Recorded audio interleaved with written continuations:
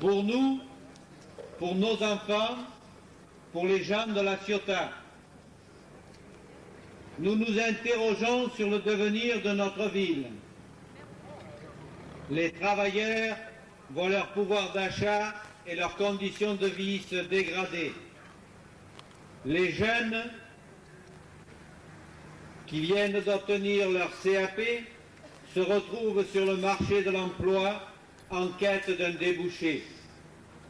Les commerçants voient leur chiffre d'affaires diminuer. Ce qui nous rassemble, c'est une certaine idée du bonheur, de justice, de paix, de liberté. Le droit au travail, le droit au logement, le droit à l'éducation, le droit à la santé, le droit à la culture sont des droits élémentaires absolus qui sont l'affaire de chacun de nous. La France est un pays riche. C'est un pays moderne et industrialisé qui peut répondre à nos attentes. La Ciotat peut répondre à nos aspirations légitimes, mais d'autres choix sont faits. On appauvrit la France, on appauvrit la Ciotat. Il y a quelques semaines, en l'espace de quelques heures, la bourse a flambé plusieurs centaines de milliards de francs. 100 000 familles de ce pays se partagent en actions 1200 milliards de francs. C'est plus que le budget de l'État. Nous vivons dans un système qui permet de faire de l'argent pour de l'argent. La loi du profit autorise une spéculation sauvage et l'enrichissement démesuré d'une minorité au détriment de l'investissement industriel pour le plus grand nombre.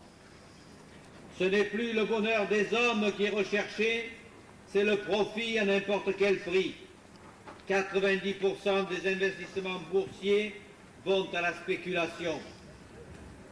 Ce choix est celui du gouvernement. Notre pays se plie à la stratégie européenne. Depuis 30 ans, la communauté économique européenne organise l'Europe du profit, du chômage, de l'abandon des identités nationales, des attaques contre les conquêtes sociales et démocratiques. Les potentialités humaines et techniques de notre pays sont broyées.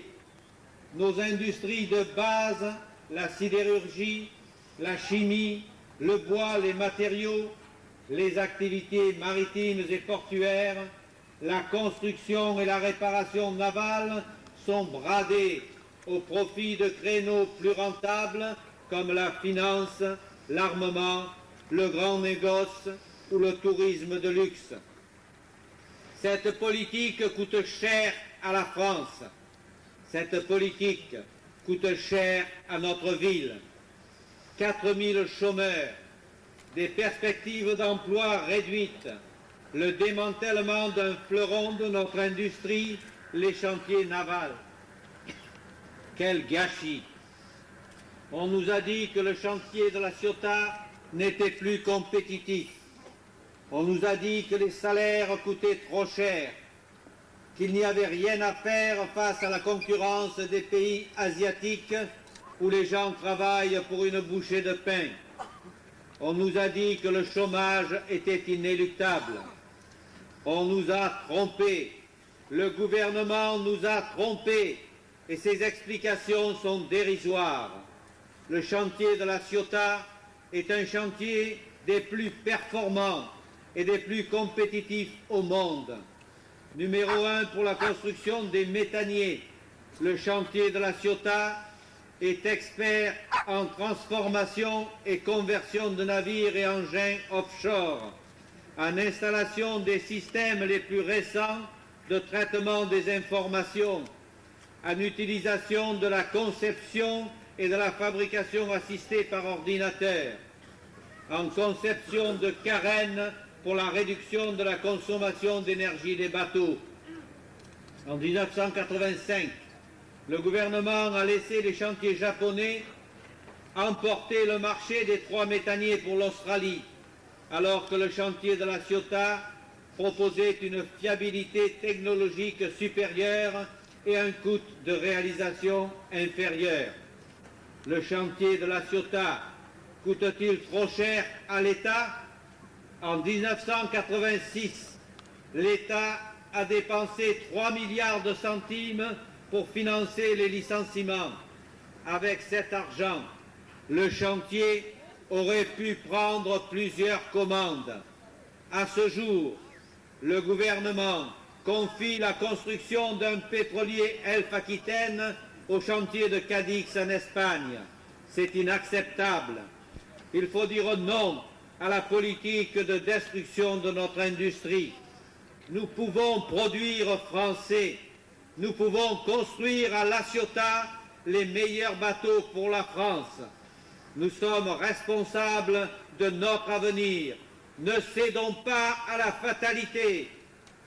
Pouvons-nous accepter que notre jeunesse ait un avenir de chômage et de pauvreté? Pouvons-nous accepter de travailler n'importe où, dans n'importe quelles conditions, à n'importe quel prix? Pouvons-nous accepter une société de l'échec et de la pauvreté dans laquelle avoir un travail est un privilège, un logement décent, un luxe, se soigner l'apanage de quelques-uns? Nous voulons une justice sociale, nous voulons une dignité pour nos enfants. Nous pouvons l'obtenir. Ensemble, nous l'avons déjà démontré. La décision européenne, la décision gouvernementale de supprimer le site de la Ciotat a été prise en 1972. Le chantier devait fermer en 1978. Sans la lutte responsable que nous avons menée ensemble, les chantiers seraient fermés depuis longtemps. Même si le nombre de travailleurs au chantier a considérablement baissé, rien n'est joué. Aujourd'hui, une mobilisation responsable, un très large rassemblement peuvent sauver les chantiers. Les commandes existent. La direction de la Société nationale Corse-Méditerranée a publié la liste de 9 navires dont elle a besoin pour le renouvellement de sa flotte. La construction de ces 9 navires représente un plan de charge allant jusqu'à l'an 2000. Le château du pétrolier Aquitaine, construit en 1975 à La Ciotat, doit être reconstruit. Cela représente 400 000 heures de travail. L'Arabie saoudite a besoin de 3 pétroliers. Le Rotondo, roulier commandé par la CNCM, est au stade de l'appel d'offres. Les industriels de la chimie sont en train de mettre en commande 7 pétroliers. Gaz Transport, filiale de Gaz de France, se propose de prendre une part importante du marché des méthaniers, estimé à 50 bateaux pour les 15 années à venir. La flotte marchande française a besoin d'être renouvelée à très court terme si elle tient à assurer l'acheminement par mer du commerce extérieur français. Cela représente un marché considérable. On parle de 125 navires. Enfin, tous les experts internationaux s'accordent à annoncer une relance de la construction navale dès 1990. Le chantier de la Ciotat, malgré la réduction des effectifs, existe toujours. Le marché existe. L'argent existe. Les compétences humaines existent. Toutes les potentialités existent pour traiter toute commande. Nos intérêts sont en jeu. La Ciotat ne peut pas vivre sans ces chantiers. De même, la Ciotat ne peut pas se développer sans la création d'activités nouvelles. industrielle, commerciale, touristique. La solution nous appartient. Les pourvoyeurs de miracles, de projets presse-boutons, de marinas de luxe tentent de nous abuser. Ils profitent de la détresse de notre population face à l'emploi pour annoncer des chiffres fantaisistes. Ils veulent livrer La Ciotat aux promoteurs, aux financiers. Cela relève de l'irresponsabilité politique. Les gens de La Ciotat n'ont pas leur place dans ces projets qui les excluent et les ignorent. Non, la solution nous appartient. Elle appartient aux ciotadennes et aux ciotadins, à nos capacités à réunir nos forces et à agir. Nous sommes porteurs de l'avenir de notre ville. Ensemble, construisons autour d'une activité de construction navale importante un tissu industriel, commercial et touristique. Cette journée est une étape pour la destinée de notre ville. Je vous engage à signer massivement la carte pétition de soutien au chantier et à la ville et à vous rendre dès 14 h au casino Les Flots Bleus pour une après-midi rencontre témoignage et un spectacle avec Lenny Escudero. Je remercie chaleureusement tous ceux, toutes celles, très nombreux qui se sont associés à mon appel. Ensemble, poursuivons notre action pour que le Monterey ne soit pas le dernier bateau lancé à La Ciotat.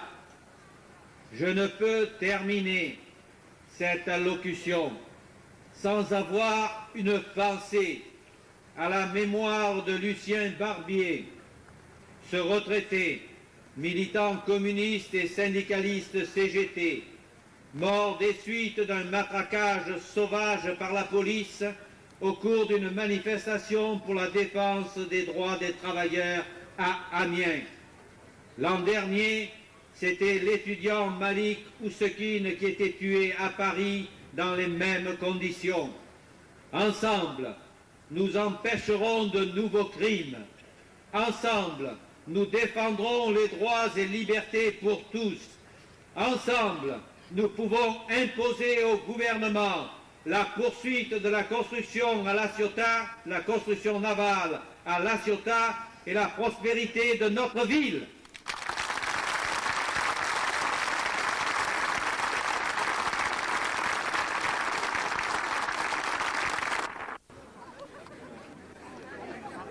Chers camarades, jour de deuil, de tristesse, d'indignation, de colère, de lutte, notre camarade Lucien Barbier était de ces militants pour qui justice, fraternité, liberté et paix avaient valeur. Il est tombé sous les matraques des soudards de Pasqua. Honte à eux, à ceux qui croient qu'on taira la classe ouvrière et le peuple de France en tuant ces militants. Je vous demande, à la mémoire de ce camarade, de respecter une minute de silence.